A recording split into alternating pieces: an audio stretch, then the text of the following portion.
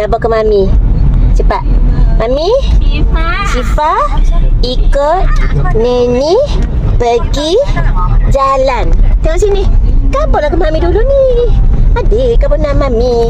Mami, Syifa ikut Neni pergi jalan dengan bak. Tengok ke bak, Pak. Oh, Syifa tengok Yusuf belakang. Dia dengan Mami Ji. Yusuf temu kawan. Syifa. Syifa. Iya. Iya. Kau kenapa? Syifa. Adik, tengok Mami Ji dek sini. Syifa tengah makan fish. Peace. Yusuf. Yusuf mengantuk.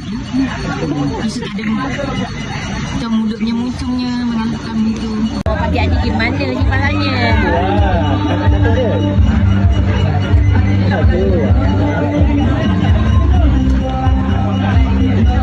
Azim tengok di Syifa. Wah.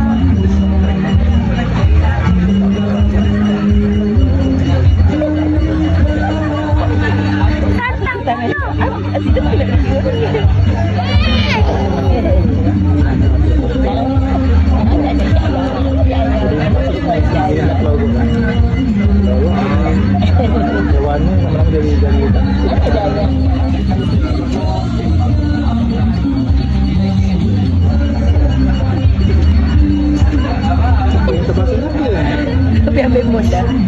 Banyak sama siapa? Ayo, jangan Sharing. sedap. Ni. Sedap.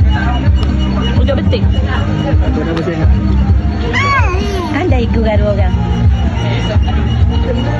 Syifa kena tas kai pandai kawan ah. Ya. Yusuf. Lepas tu dia gigi.